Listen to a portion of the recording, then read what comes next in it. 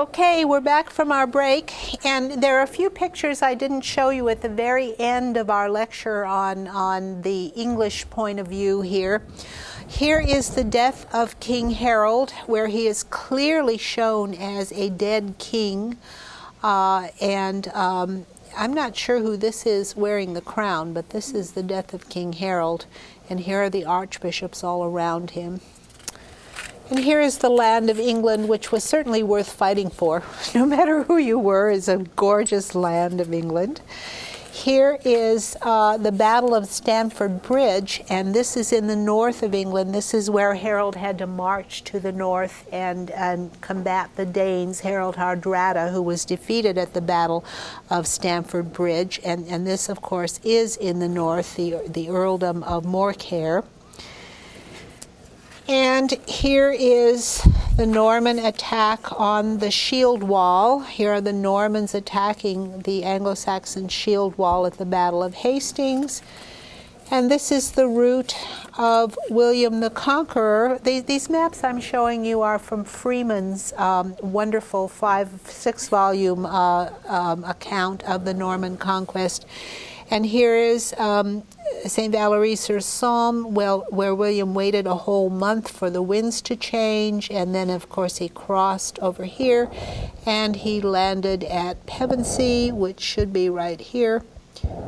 And here is Pevensey, and then the battle was fought at Hastings. Here, he calls it Senlac for some reason, but it's actually Hastings right here that the battle is fought, and he then wins all of England according to the Norman sources at that point. This is the layout of the ground at Hastings, and again he calls it Senlac. Here is the hill, the top of the hill where the Anglo-Saxons build their shield wall, and here are the Norman forces deployed.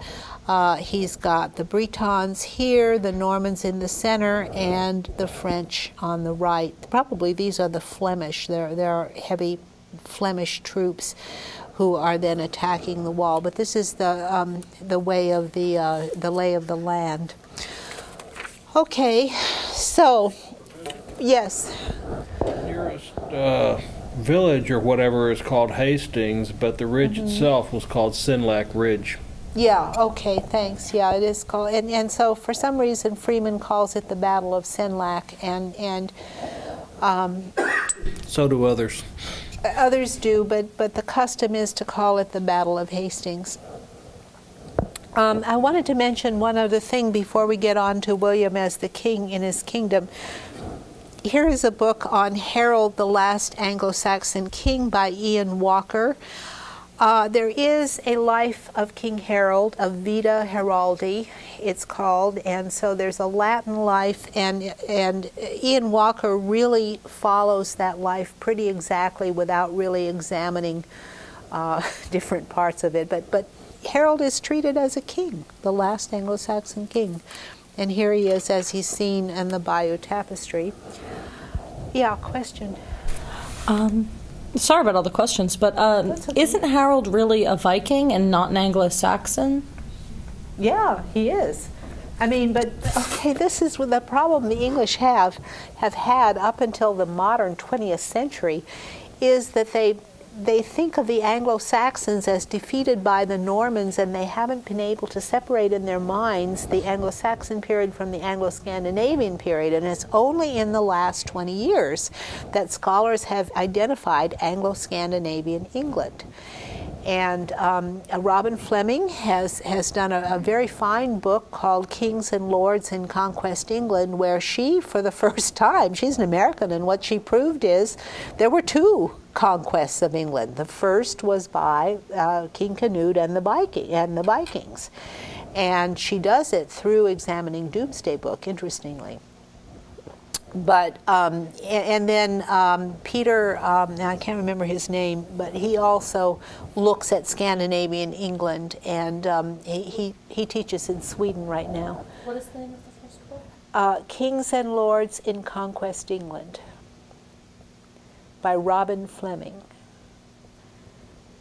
and through her analysis of Doomsday Book, she makes it very clear that there are two conquests of England. The first was by Canute, and it drastically changed England, which is what I've been arguing here, following Robin's book. I'm sorry I can't remember Peter's last name, and his wife is Birgit, and they're in Sweden right now teaching, but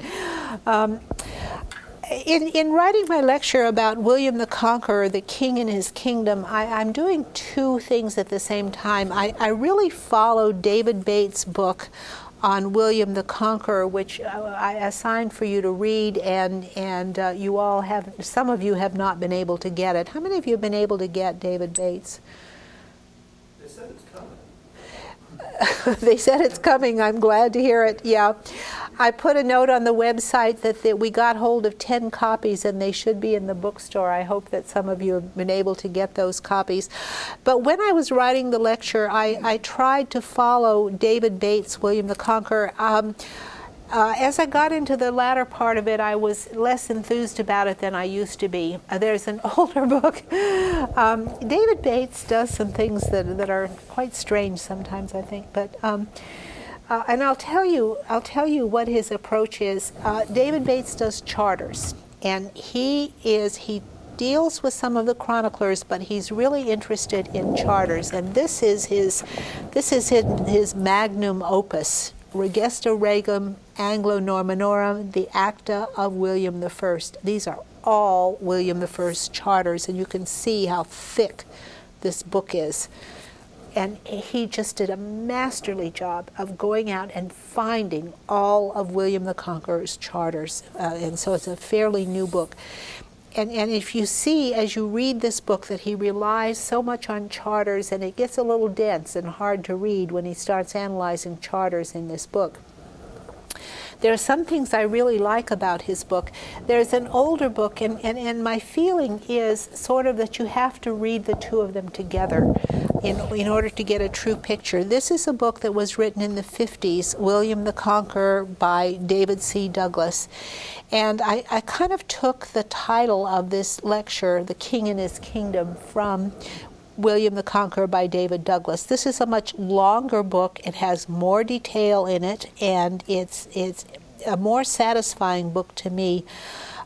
He is much more sure of the institutions of both Normandy and England than David Bates is. And so I like certain things about this book as well, and I don't think David Bates has completely replaced David Douglas's book. So this is very easy to get hold of. There are lots of used copies around, so if you want to read this, it's okay.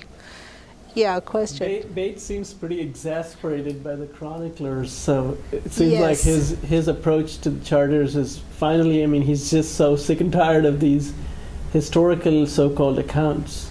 Yeah, and he hates William of Poitiers. I mean, he just says William is wrong about everything, and he refutes him with charters and with his own opinion also. He just decides what to believe and what not to. He does. He decides what to believe. I'm glad you noticed that. He decides what to believe and what not to believe. Nevertheless, I followed him as I was writing this lecture, and I inserted some of my own opinions and my questions about what he thought. Let me just mention one more book that has to do with the English and the Norman conquest.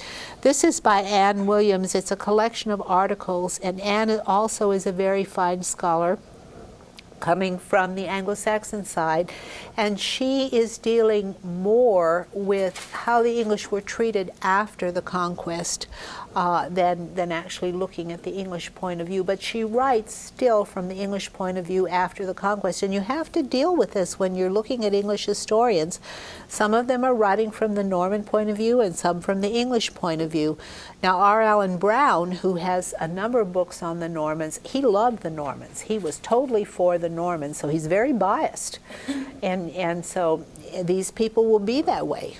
Different historians will be very biased. I found David Bates much more biased toward Normandy, even though he's an Englishman, whereas David Douglas, I felt, did well on both of them. He was a little more even-handed, but maybe he was skewed a little bit more toward England. And so it's really hard to come up with what you think really happened, because there are so many people working on this of such great interest and so many different interpretations. Yeah. And it seems like modern English identity seems to be riled up in this question, and it may be a better thing to look for third parties like Americans or others to get a better picture. Yes, and so at that point, let me mention also that C. Warren Hollister, who was my teacher, was one of those Americans who came in. Charles Homer Haskins was one of those Americans, and C. Warren Hollister, and now Elizabeth Van Hoots, whose book I hope that a lot of you can get, this book of primary sources. She's actually she's from the Netherlands. So she's coming from outside of England as well, even though she works in England right now. And so she has another point of view that is more even-handed, just like the Americans. And so I really like her work as well. She's very good. Well, let's take a look at William the Conqueror, the King and his Kingdom, and I want to discuss something that David Bates does, and I'm considering it as the Norman Prelude. And this is a very English way to look at it. If we look at the Norman period as the prelude to greatness in England, that Normandy prepares the Normans to conquer England, that's a kind of English way to do it. But that would counter David Bates as seeing the origin of all the institutions in England as coming from Normandy. And he actually makes that statement in there. We can review some of the facts of William the Conqueror's boyhood. It's very turbulent, because remember that his father died when he was only 7 years old. And he was whisked from harm's way by his uncles, primarily Archbishop Robert of Rouen, who then died within a year, and then Count William of Arc and the Archbishop Malgaire of Rouen also tried to take care of him. He had a very precarious existence, especially in the early 1040s, because his steward, who really took care of him, was Osborne, and he was murdered in William's bedchamber, and his two guardians, Count Gilbert of Brionne and Count Alan of Brittany, were both killed by rivals to the duchy. So it's interesting that William's childhood kind of mirrored what happened on the deathbed of Edward the Confessor, because he was illegitimate, although that didn't matter too much to the Normans. I mean, that was hardly ever raised among the Normans, that he was an illegitimate child. He was the son of Robert the Magnificent and a tanner's daughter. Either he was a tanner or an undertaker. And David Bates thinks he was an undertaker, but he might have been a tanner. Oh, okay, but he just saw this girl, by the stream washing clothes, and he just had an affair with her, and then there was a child, and he never married her. He was supposed to have married, remember that he was supposed to have married a sister of Canute. And so that may have been why he didn't marry Herleva, William's mother. But it wasn't so much that he was illegitimate, because there were lots of illegitimate children in Normandy at that time, and nobody cared. The thing is, what was bad was that he was only 7 years old, and he was not old enough to defend himself yet. His uncles tried to take care of him, and he barely survived by the skin of his teeth. It's obvious that William and his supporters had lost control of the duchy. Okay, now this is a matter of some enormous debate among the French adorers of the Normans. They argued that Normandy was such a well-organized duchy at this time that there was no anarchy in Normandy. Anybody who reads Orderic Vitalis can see that anarchy is going on in Normandy. As soon as Robert the Magnificent died, Normandy explodes, and everybody is out there to get their neighbor's property, and they all make war on each other, and there's complete anarchy, and it's every man for himself. And you tell me they're Normans and they're not Vikings anymore. I mean, when the Duke is gone, they all try to grab whatever they can get, and Normandy falls apart. So they had lost control of the duchy, and I'm not sure that anybody had control. There are lots of wars that are going on. Here is one of Freeman's maps, which is very nice, a nice map of Normandy and its situation here with Brittany and Maine on the borders of it, and we'll look at that. This is actually the kingdom of the Duchy of Perche right here, and Blois, Touraine, Anjou, and Brittany. These are some provinces of Brittany. Here is Ponthieu, which we'll talk about again, and Boulogne. We talked about Eustace of Boulogne, who is right up here. This is the Duchy of Beauvais, and this is the Vexin down here. Here is Paris. This is the Kingdom of France right here. The whole Kingdom of France is right here at that time. All of these other duchies are independent of the King of France. The first, yes. Oh, okay, thank you. Okay. The first major turning point is the Battle of Dune in 1047, and in this battle, William defeated Guy of Brionne, his cousin. And his cousin Guy was the son of the daughter of Duke Richard II and another lord named Guy. And Guy, the father, had actually killed Gilbert of Brionne, who had been the uncle. I'm sorry to do this to you, but Gilbert of Brionne was the uncle of William the Conqueror and had been his protector. Okay, he was murdered by Guy of Burgundy. This is this Guy here, Guy of Burgundy,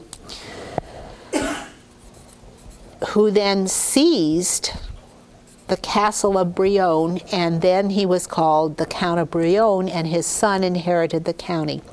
Most of the Normans, especially in the west and especially from Rouen, then supported Guy of Brionne as the new Duke of Normandy.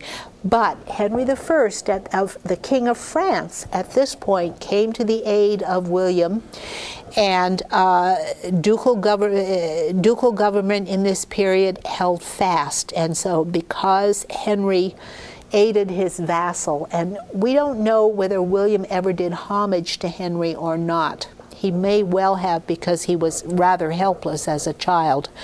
Yeah. Henry had been helped by Robert before, or was it Richard?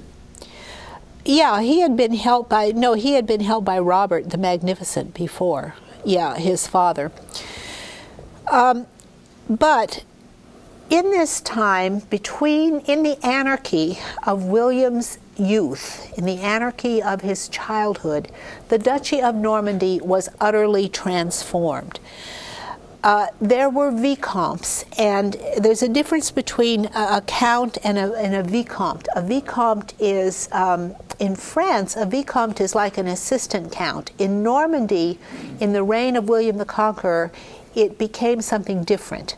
The vicomte was the ducal representative, and the counts were forces of rebellion, and the counts were endeavoring to build their own power in the various areas of Normandy, while the duke would send a vicomte to every county as his own man, who would then report back to him and try to have the ducal authority.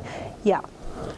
Just one quick question. You said most Normans supported him being Guy or him being William? Guy. Okay. Most of them supported Guy. But King Henry I of France came in, and remember, France is only that little area around Paris, helped him. But the king was very strong in that area of Paris, and so the king helped his vassal, which would be William. Yeah. Now, the vicomtes, who were a very new office, who had just been there during the reign of Richard III and Robert the Magnificent, we have a new office just developing, and they helped to keep local order. The office of the count was a relatively new office, because remember that the original Duke of Normandy was Count. Rollo was the Count of Rouen. And it was only after all of Normandy had been conquered that then Robert the Magnificent really started to divide Normandy into counties. And so he's one of the first to call himself Duke and to have counts under him. So the administration of Normandy was all very new.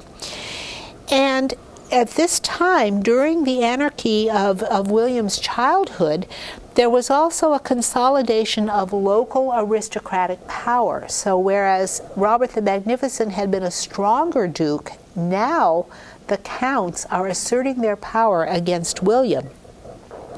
At the same time, a transformation had been happening that the rest of the aristocracy, which weren't really even an aristocracy at this time. It's difficult to call the Norman aristocracy an aristocracy because they only emerged during William's reign. Remember that under Rollo, everybody was equal, and Normandy was so poor that they were basically free farmers, and they didn't have very much wealth, and they weren't really an aristocracy. The aristocracy only emerges during William's reign as Duke of Normandy. And so this is really an emerging society. It's hard to even talk about traditions. Bates talks about traditions. I can't see that you can call them traditions. And then you have the rise of this new institution of castles that really hadn't been around before. But now they're earthwork castles, and they're used to control the countryside. At the same time, you've got a revolution going on in the church, the growth of the Abbey of Bec, which is going to eventually take over control of all the churches in Normandy. But you have reforming of other abbeys, and the church is being revitalized in this very time. So it's a revolutionary society where a lot of changes are taking place at this time.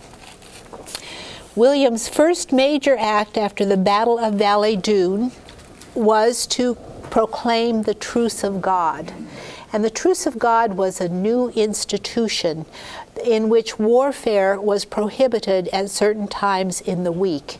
And what it did was strengthen his power. Like on Sunday, you're not supposed to kill people on Sunday. And so it strengthened his power to take that position and protect the church, because he could say, well, this is right, and this is what the church proclaims, and my army is going to enforce it. And so essentially he did it to strengthen his own power, to subdue illegal fighting. And he was only about 20 years old at the time, so he was still quite young, but very strong. I mean, he was sort of tried in the fire because he had such a dangerous childhood.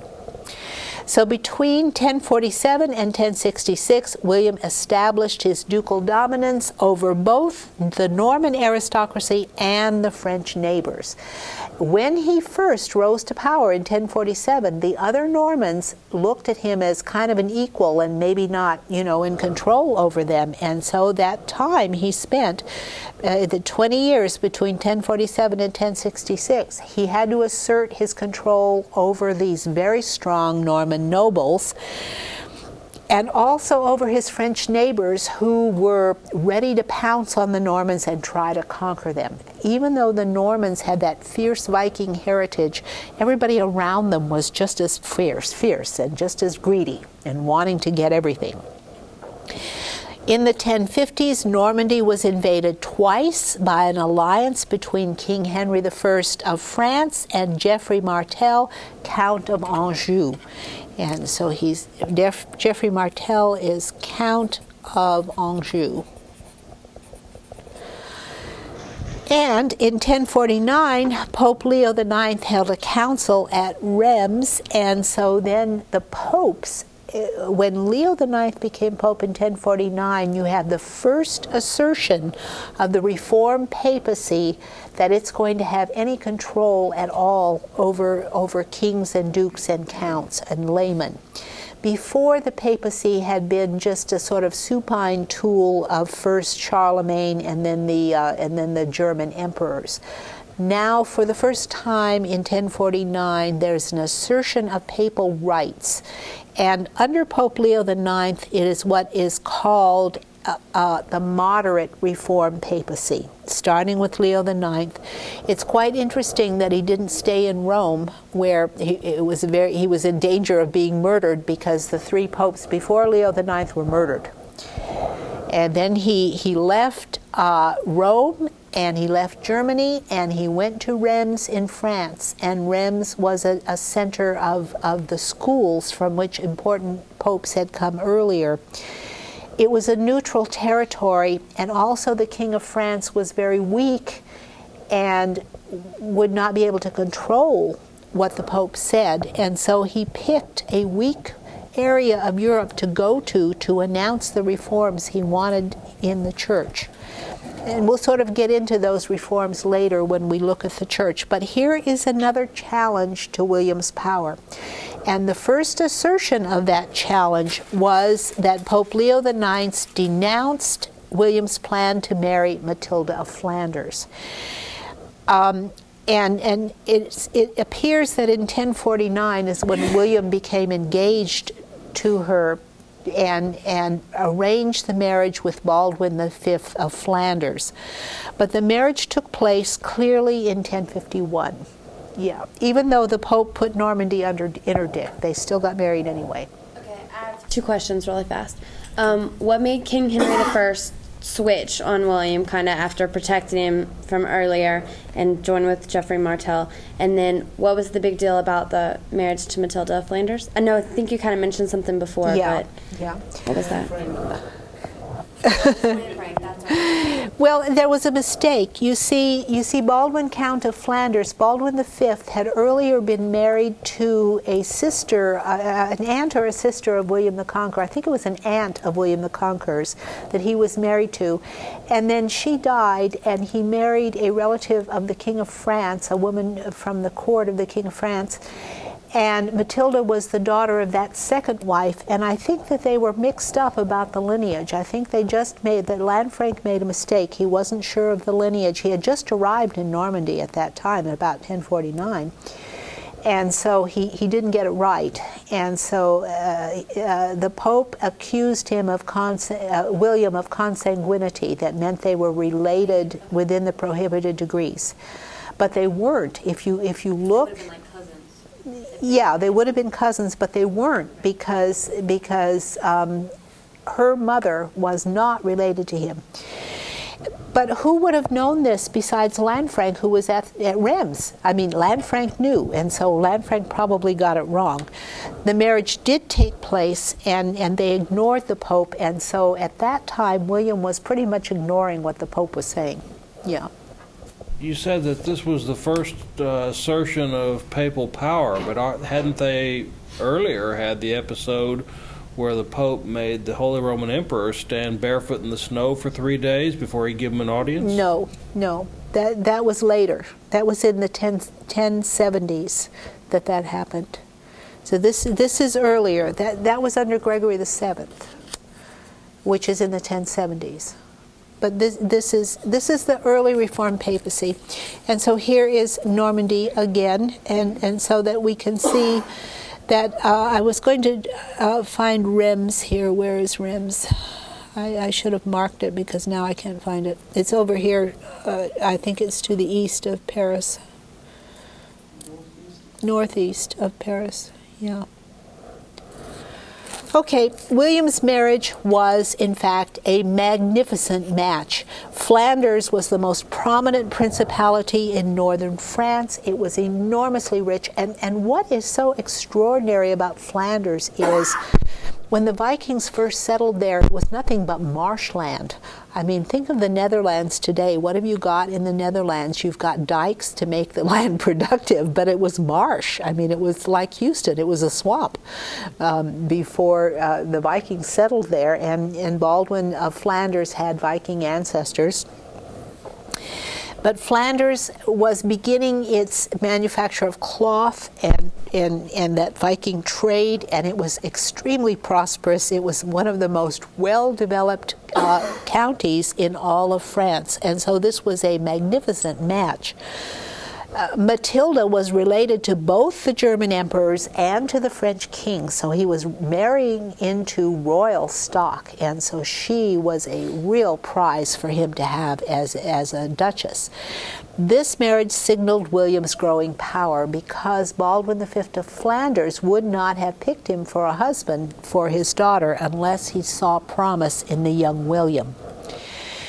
And William lived up to that promise. In 1051 to 1052, he captured the castles of Domfront and Alençon from Geoffrey Martel, Count of Anjou. And these are areas, both of these cities are south of the Duchy of Normandy. So William was breaking out of Normandy and conquering to the south of it. This was an area that is called a march, held by the Marcher Lords of Belem. And I'm sorry, my computer won't do French accents yet, so my new computer, so I'll have to put them in. It was formerly held by the Marcher Lords of Belem, and Ivo of Sais, interestingly, who was the bishop of Sais, was now the head of the family of Belem. And Ivo allied himself with Geoffrey, and because the Belem lands were along the border of Normandy and Anjou, this actually gave Geoffrey Martel of Anjou a sort of highway to go in and invade Normandy. And this was in 1051, so there was great danger in Normandy. Recall the fateful year 1051 in English affairs. It was also a very dangerous and fateful year in Normandy, where William was confronting Geoffrey Martel and the King of France, allied together and trying to conquer Normandy. Sorry, this clip is very stiff. All right. And here is Domfront, which is actually south of Normandy, and here is Alençon, way south of Normandy, okay, on this map. In Normandy, too, 1051 was fateful. William of Arc mounted a rebellion, allied with Enguerrand Count of Ponthieu and Eustace Count of Boulogne, Ralph Count of Amiens and Valois, and Henry of France. And now this is one alliance against William in this rebellion. And then at the very same time, Henry of France and Geoffrey Martel of Anjou invaded Normandy. The Battle of Mortimer in 1054 defeated the king and Count Geoffrey, and it was decisive for a time. And at this time, William saw how much danger he was in from rebellions and invasions, and he began a major castle building program. He started building castles all over Normandy, and he put the vicomtes in charge of these castles. And remember, the vicomtes were the counts, were the duke's men, not the count's men. And this was the way that he confronted all of this rebellion and invasion. Henry of France and Geoffrey Martel launched a second invasion in 1057, and the Battle of Varavelle was where they were defeated, and this marked the last invasion of Normandy, largely because Henry and Geoffrey both died in 1060. Henry's son Philip came under the guardianship of Baldwin V of Flanders, Matilda's father, so this would mean that William would no longer have trouble from the King of France because Baldwin V of Flanders was the regent who took care of the royal heir. And now remember, we were talking about this alliance, and let's look where that is. Enguerrand Count of Ponthieu, William of Arc, Eustace Count of Boulogne, and Ralph Count of Amiens and Valois. Where are those areas? Well, here they are, and they're all on this northern border. Here is Ponthieu, here is Boulogne. Amiens is actually in this area here, over to the west. Here is the Duchy of Amiens and Ponthieu. And so it was an alliance in this regional area that threatened to take over in this way, whereas Anjou is here and France is over here. So we have a sort of pincher movement from these two areas to take over Normandy.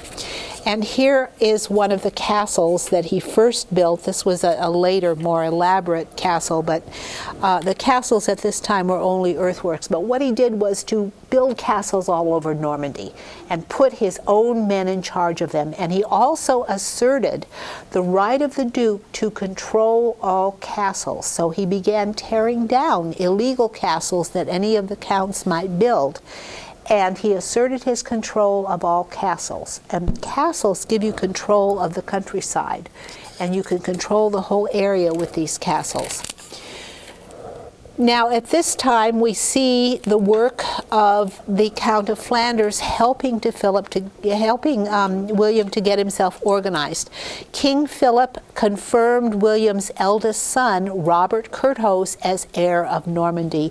And here I want to digress for a minute and mention a couple of things. William the Conqueror was supposed to have been very tall, like 7 feet tall, and we know this from his grave, which was excavated in the 19th century. His wife, Matilda of Flanders, was almost a midget. She was only 4 feet tall, and so she was very, very tiny. And Robert Curthose, sadly, inherited his mother's genes, and that's why he's called Robert Curthose. It means Robert Short Socks, because he was so short.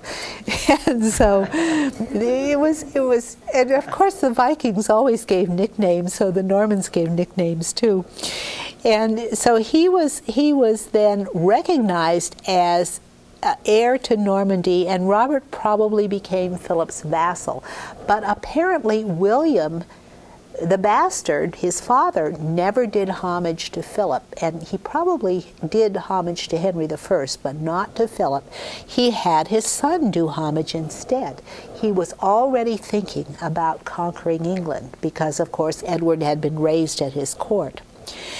And when Geoffrey Martel of Anjou died, there was a disputed succession in Anjou, and there was a civil war going on in Anjou, and so that ended the threat in Anjou to Normandy for a while anyway. So between 1060 and 1066, William conquered Maine, which is the area to the south of Normandy. And here we see a little bit of skullduggery going on. The legal heirs, Walter and Biota, may have been poisoned. And Walter was a son of Drogo, Count of the Vexin, who was married to Goda, the sister of Edward the Confessor of England. And was William guilty of poisoning them? Maybe, because Walter would have been a claimant to the English throne, and he was out to eliminate him. At any rate, whatever happened, and when you read Orderic Vitalis, people are being poisoned right and left. I mean, and some of William's other enemies were poisoned. One by a female cousin of his who poisoned her own husband because he was challenging William. And so there was a lot of poisoning going on in Normandy at that time. Maybe William was guilty of it. But Robert Curthose did homage to Philip for Maine as well. So William did not. I mean, he was holding himself out as a kind of equal to the King of France, and rightly so, because France was so tiny at that time, and he was seeing himself as more powerful than the King of France, so he had his son do homage. William then conquered Brittany from 1064 to 1065, and this completed Norman domination of a huge area of northern France, far more than the King of France controlled. Now he controlled even more land because Eustace, Count of Boulogne, and Guy, Count of Ponthieu, both became William's vassals.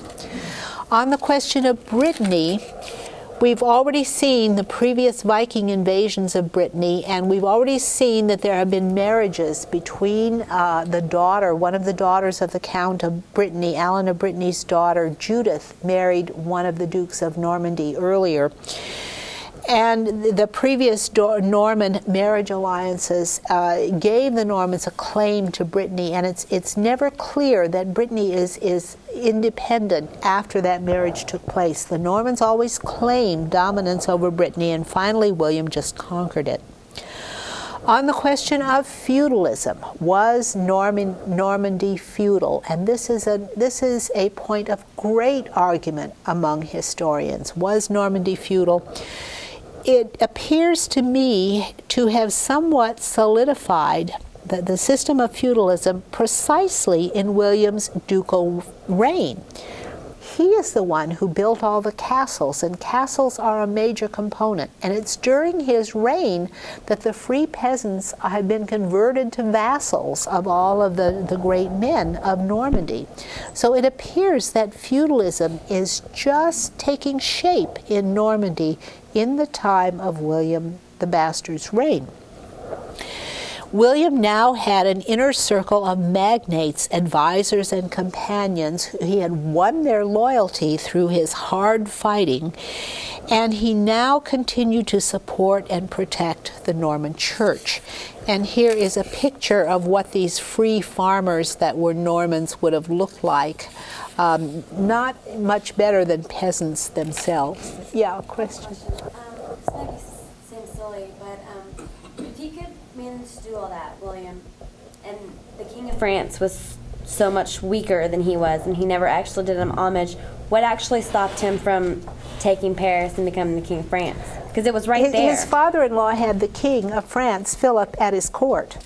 And so, I mean, he wouldn't go against his own father-in-law. Well, why should he? I mean, the King of France was so weak, and he was a child anyway. Philip was still a child. So he really wouldn't want to worry about that. Well, strangely... He did much better than Paris anyway. He got England. Yeah, he did better than Paris. It was a lot better. Yeah. I suppose he was able to force them into vassalage as a punishment for their joining in the rebellions against him. He would defeat them and then tell them that the only way you're going to keep your lands here is just to become my vassal.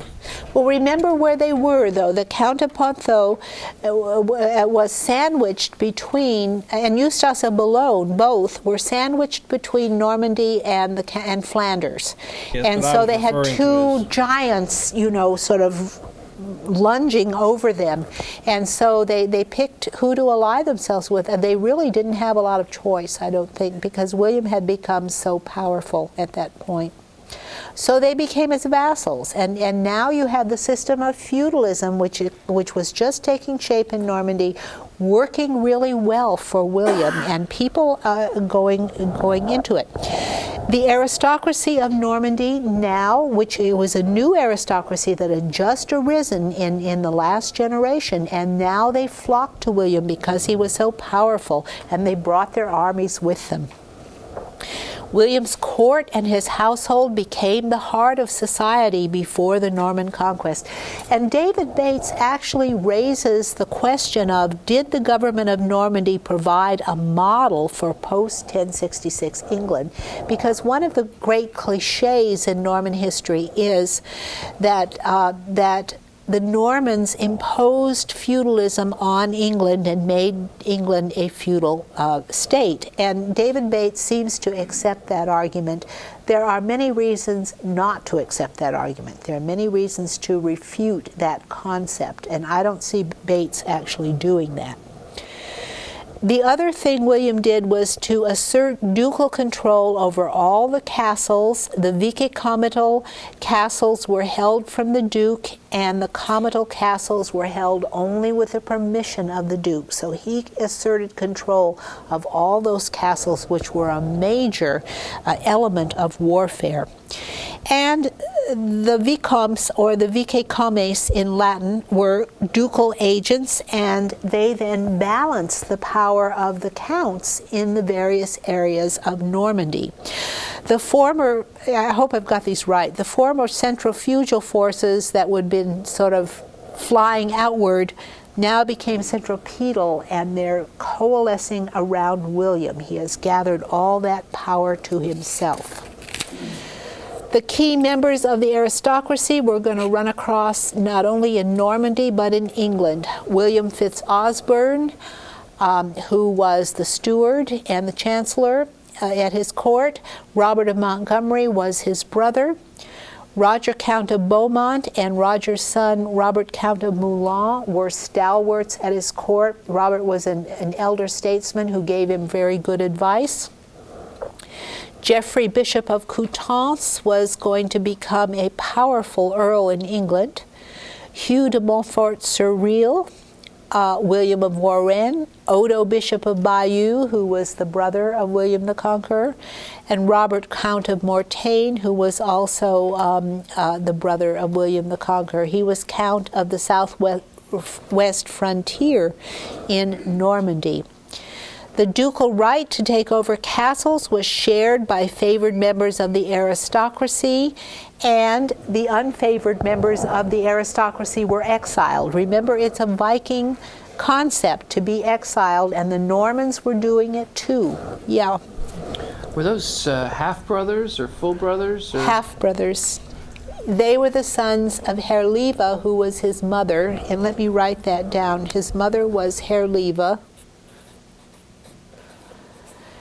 and she was married to Erloin de Conteville. So who was William's brother? Odo, Bishop of Bayeux, and Robert, Count of Mortain. They were half-brothers of the Conqueror. Wow,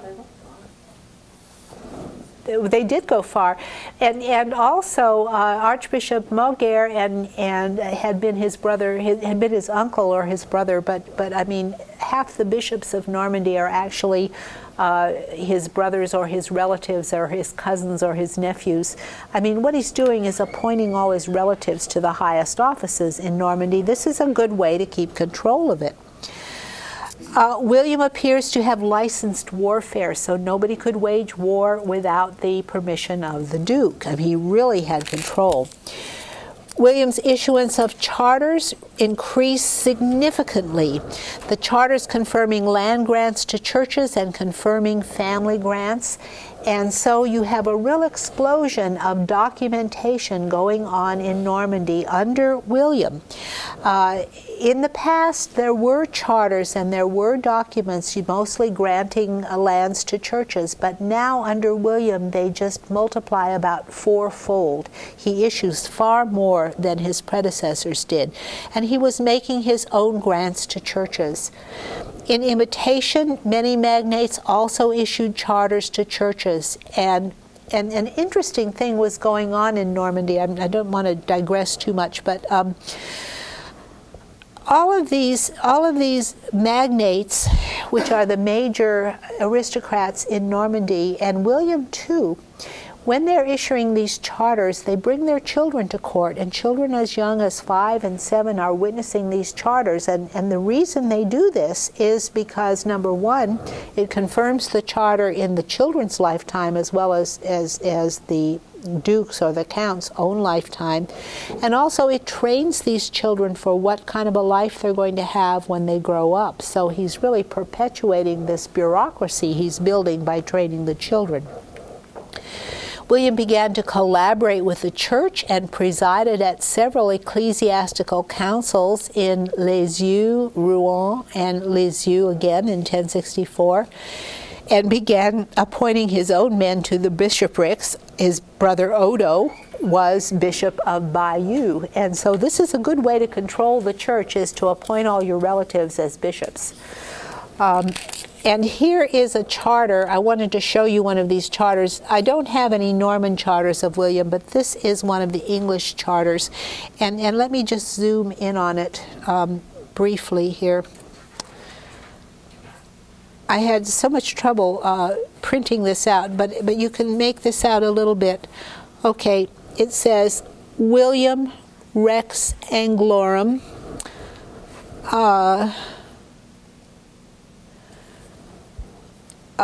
to Peter, to Bishop Peter, referring to William, Count William Fitz-Osbern. Okay, so he's issuing a charter concerning William Fitz-Osbern, and it's in Latin, of course. And then here is his seal, showing him as seated on his throne. This is an English charter. I couldn't find one, a Norman charter that I could use on the air, but this is what the charters might have looked like. Lanfranc of Bec became his closest ecclesiastical advisor in Normandy. William then built the town of Caen and raised it to be the second town after Rouen. He built a castle there and 2 abbeys, Saint Etienne and La Trinité, which we already mentioned were because of his marriage, that he did it as a boon to the Pope. There's evidence that Lanfranc, who became the abbot of Saint Etienne, supervised the building of the town, and my student Priscilla Watkins wrote her doctoral dissertation on the growth of the town of Caen, and it was a brilliant dissertation. She was able to trace Lanfranc actually planning out canals in the town to link all the rivers together and building water mills along the canals, and the canals were wide enough so that ships could come in from the ocean right up to the abbey. And so this meant that Caen grew from a relatively insignificant town to a huge trading port that traded all over the North Sea with England and all the territories around it, including Spain. And interestingly, she found 2 Muslims holding land in the city of Caen, one named Ahmed and one named Mohammed, and they actually owned land in the city of Caen. They must have come from Spain because there were ties with Spain. But Caen, as the second city of Normandy, helped William secure his hold on the western part of Normandy. Odo and Geoffrey of Coutances also began 2 cathedrals about 1050, Bayeux and Coutances. And here are the areas where we can identify them. Here is the city of Caen, which is, oh, I can't read this, it's so small. The city of Caen is right in here, and Bayeux is up here. Caen is down here, Bayeux is up here, and Coutances is over here, right over here. Okay, but here's Bayeux, and I'm going to show you some of these churches. Okay, this is La Trinité, the Abbey aux Dames, and here is Saint Etienne, which Lanfranc was abbot of. Here is another of the churches built at this time, and so Normandy was undergoing a tremendous building campaign, not only castles but churches, in the time of William the Bastard. And here is one of those churches in Falaise, which is the hometown of his mother, Herleva. She came from Coutances, and I'm going to sort of focus in on that a little bit. Here is a beautiful church in Falaise that is 11th century. And here is the interior of it. It's a very strange church because along this side it's all Gothic, and along this side it's all Romanesque, which in the Romanesque would have been the Norman time. This would have been the older part, and this is the newer part. But let me show you. Here is the Romanesque, and this would have been the 11th century church at the time of William the Conqueror. It's a magnificent church, very sturdy, very Norman, and a lovely little church.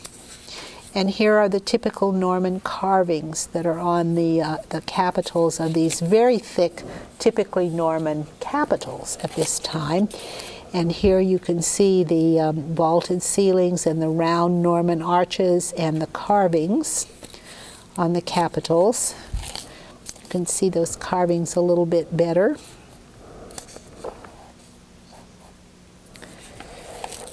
And an even closer close-up. A lot of them are funny faces that are really hilarious, with their tongues sticking out and gargoyles making faces at people. You can Aside from Bayeux, all those towns you mentioned were heavily fought over during World War II. How much damage was done to all of these buildings? Good question. Some of them, lots and lots of damage, like the Abbey of Lessay, which I showed you last time. It was very heavily damaged, and so you have to be careful when you go in there and take pictures. This town in Falaise, this church in Falaise was not damaged, but in Lessay, you had to pick and choose. You could see which capitals were reconstructed and which were the original ones. It was very clear. but a lot of the churches are heavily reconstructed. Many great aristocratic foundations after 1050 were made church foundations in imitation of the Duke. For example, what? Zoom out. Thank you. Okay. For example, William Fitz-Osbern founded the abbeys of Leer and Cormeilles, and interestingly, those came under the rule of Bec eventually. Roger of Montgomery founded the houses of Troarn, Almech, and Say. And William the Conqueror, as king in his kingdom, continued some of these practices. And here we come to this question of, did he install Norman institutions in England? And let's kind of look at that and see what we think. He had been crowned in London by Archbishop Ealdred of York. Nobody wanted to be crowned by Stigand. They viewed him as an illegal bishop. The first acts that William did was to organize tribute taking. In other words, he grabbed all the money he could get from everyone, and he made everyone pay him. Vast wealth was sent back to the churches of northern France, and he also took the money he collected from the English to pay off his army. And he received English submissions on his route to London, and then when he got to London, where he was crowned in the city of London, the citizens turned the city over to him in exchange for great privileges to the city of London. And here I have an interesting map of the city of London in medieval times, and of course it was much smaller than it is today. And here is a picture of the city of London. This is after William conquered it, because there is the castle he built immediately in London, the White Tower, which dominates the city, the medieval city on the Thames. And here you see the Thames River flowing by the White Tower.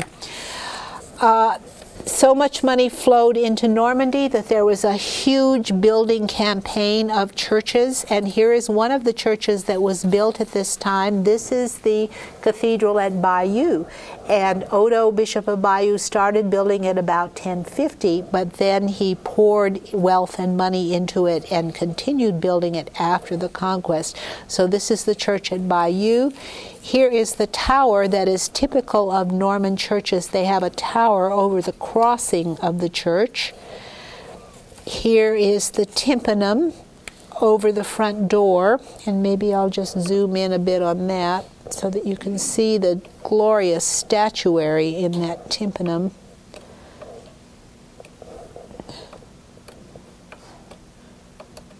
That's really a pretty good picture, so you can see this artwork that comes at the Norman time. And now we'll zoom out again to see the main church, the interior of the church, which is extremely beautiful and graceful. A Romanesque, a Norman Romanesque church. Look at these dog-tooth arches. That's Norman decoration. I'll show you a close-up of that.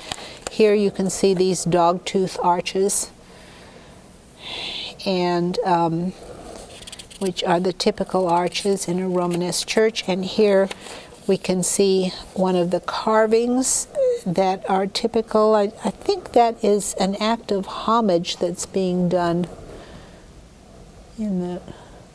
See if we can see that. What does that look like to you?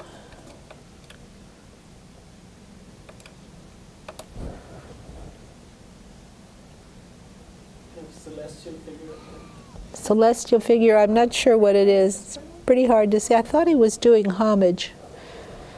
It's hard to see. Well, let's look at this other figure. These little faces are all over the capitals of all the Norman churches like that. They're wonderful little faces. And let's look at some of these below here, where they are as well. Okay, now let's zoom out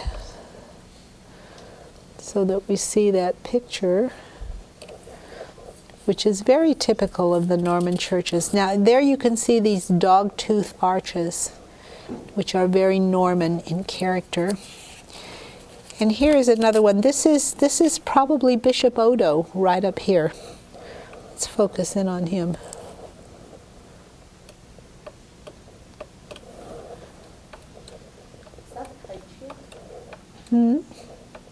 Yeah, remember we saw Bishop Odo fighting with a club in the Battle of Hastings.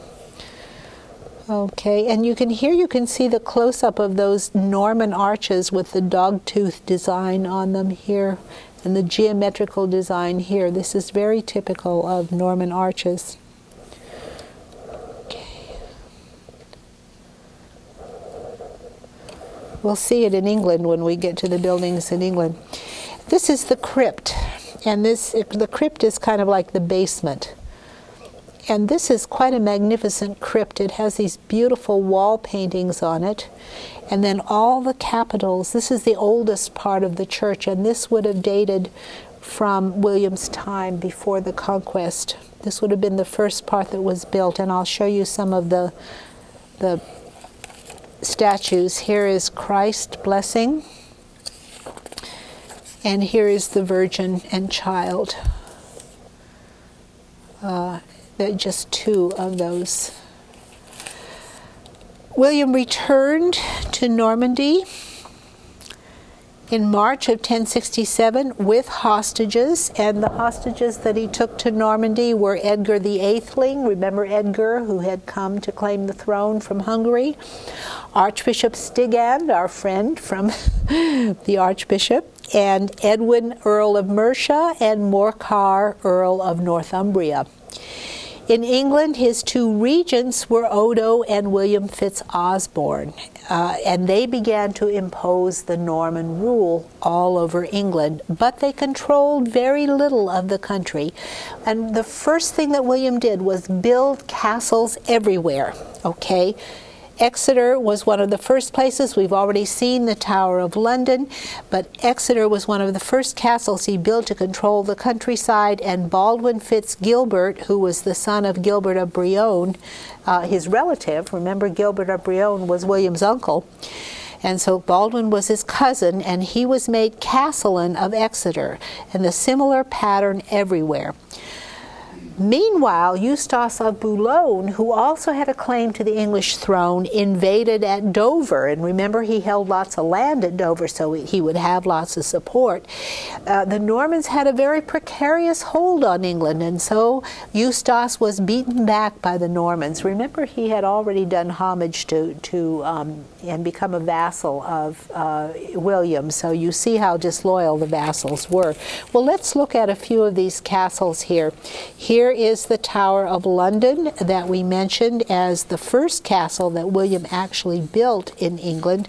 And this is a really interesting chapel. This is the chapel of William the Conqueror that's in the Tower of London, and is extremely early Norman architecture, perhaps some of the earliest architecture that survives. Notice how very fat and thick the columns are here. But this is a typical Norman Romanesque chapel in the Tower of London. Earls Edwin and Morcar rebelled shortly thereafter. Of course, they were Anglo-Saxons, and they were joined by Gospatric, Earl of Northumbria, who was also an Anglo-Saxon. Meanwhile, Edgar the Eighthling escaped, and he fled to the Scottish court of Margaret and Malcolm III, King of Scotland, and so Malcolm gave him refuge and also gave him a base to launch his frequent attacks on England from Scotland. Why? Because of Northumbria. Remember where Northumbria was? Sandwiched between England and Scotland, and both the Scots and the English claimed Northumbria, and it wasn't clear at this time whether Northumbria would be independent or part of Scotland or part of England. William responded by building Warwick Castle and entrusted it to Henry de Beaumont, who was the son of Roger de Beaumont, and Edwin and Morcar surrendered. Then William built castles all over England. Every inch of England was protected by a castle. He built so many castles you can't even count them all. London, Nottingham, York, Leicester, Lincoln, Huntingdon, Cambridge, Chester, Stafford, Rochester, Arundel, Bramber, Hastings, Lewes, Pevensey, Shrewsbury, everywhere a defense was needed. And we'll run through some of these castles very quickly. Here's Colchester Castle. They still exist. These are 19th century drawings. Rochester was one of the most magnificent castles, and it was almost exactly like the Tower of London. It was built by the same architect who happened to be the Bishop of Rochester, who was the architect and the military engineer who built these castles. Did you have a question? Yeah, how long would it take a castle to go up? They could throw one up rather quickly. They could do it in just a year or two. I mean, it really wasn't that big a deal. But I have some photographs of Rochester Castle. I couldn't find it. It is gigantic. It is so huge.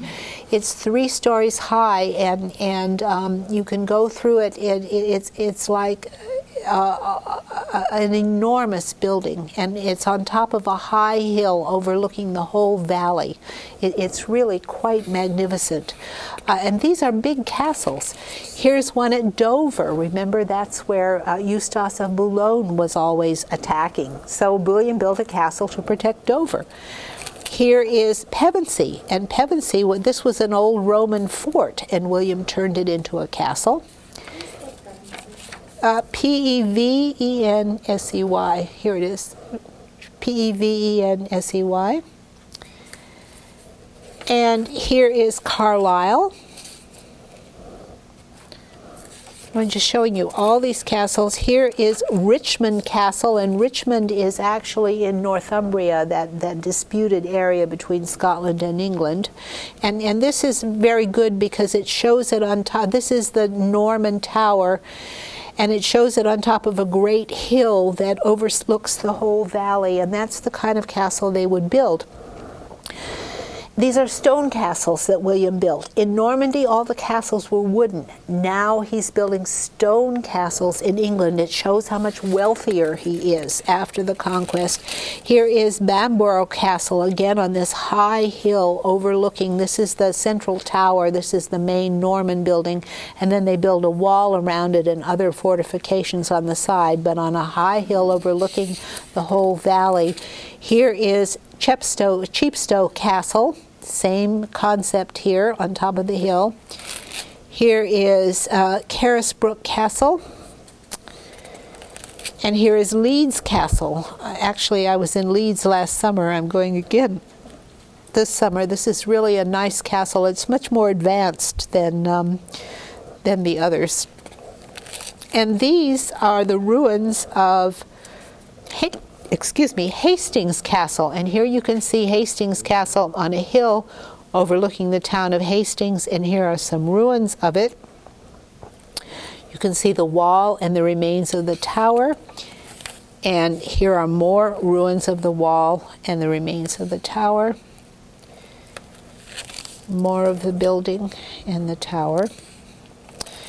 And here is a lovely watercolor of Rochester Castle, and you can see it up here on the hill overlooking everything. Here is the cathedral down below the castle.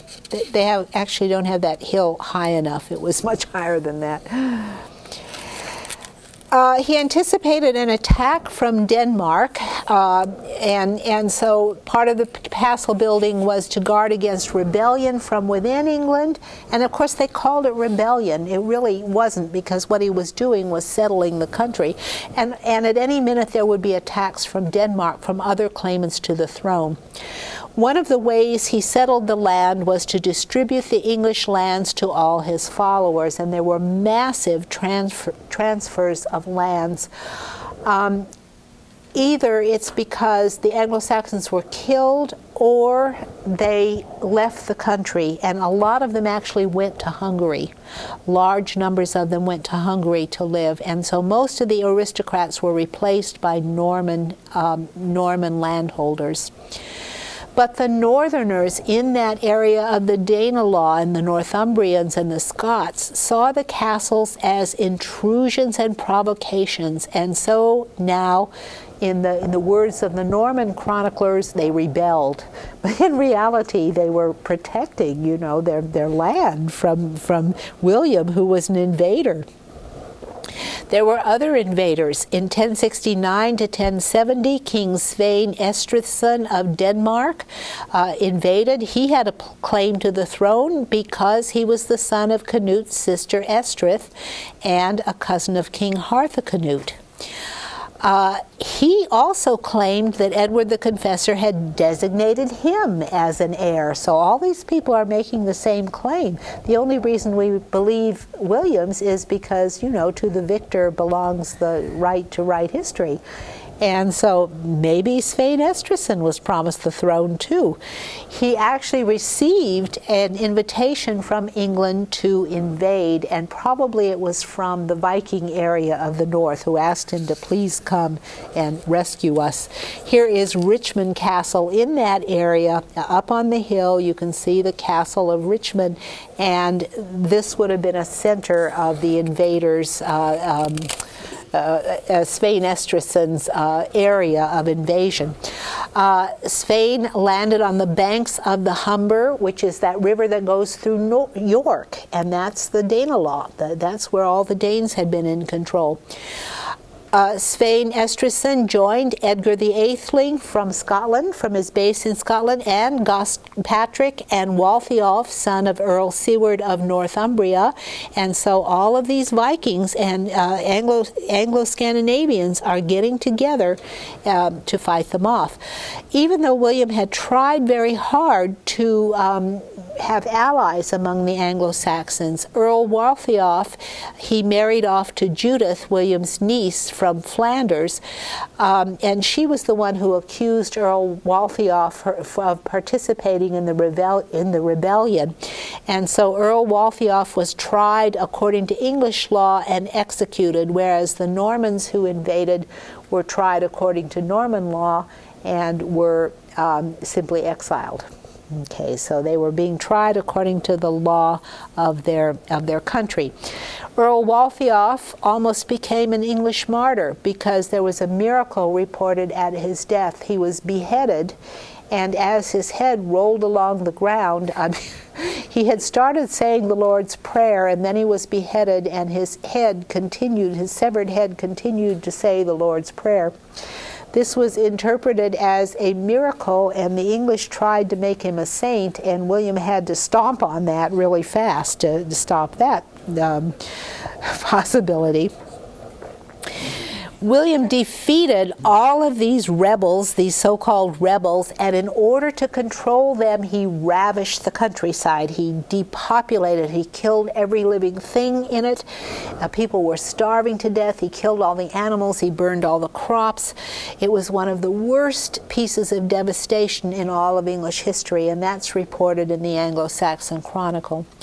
This is often called the harrying of the North, and by harrying, the English mean that he was devastating it. And they attribute it to just meanness and cruelty on his part. But what he was doing was solidifying the conquest of England. I mean, he was actually finishing the conquest by doing this. And they didn't rebel anymore after he was through. He then applied.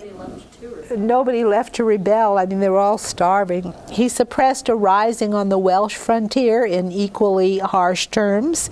And on April 4th, 1070, he met papal legates at Winchester and Windsors.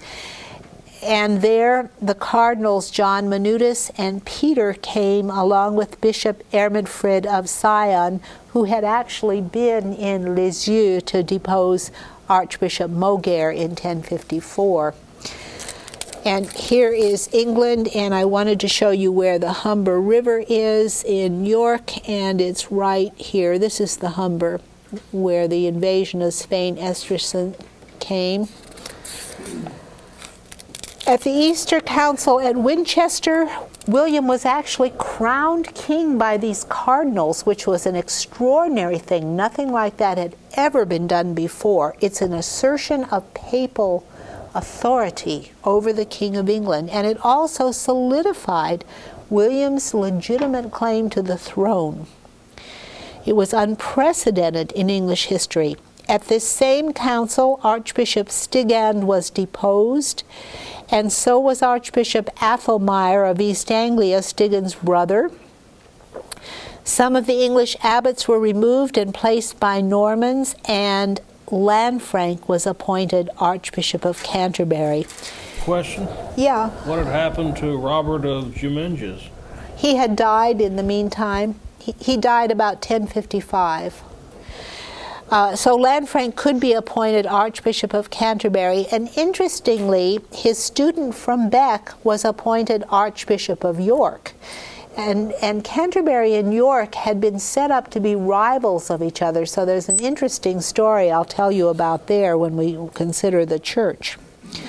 Only 2 English bishops remained. Wulfstan of Worcester, who had done a lot of miracles and he was regarded as a saint, and Siward of Rochester, who was really old, plus several Lotharingians from Saint-Bertin. They were from Flanders and Bouillon, and they were allowed to stay.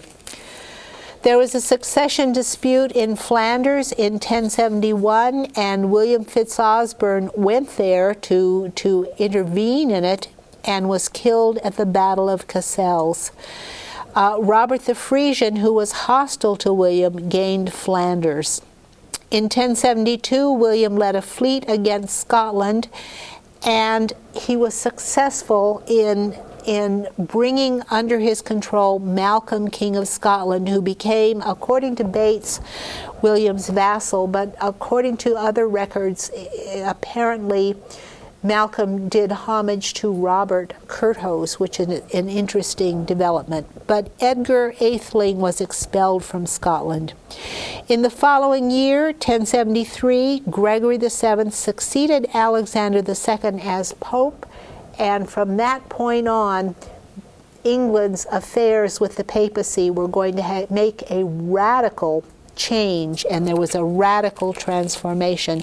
Here is the border with Scotland. This is Northumbria, and so William is laying claim to Northumbria at this time.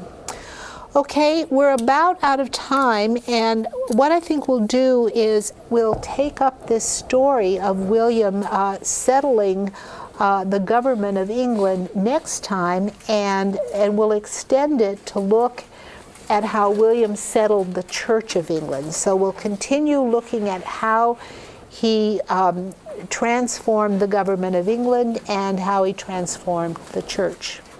Okay, see you next week.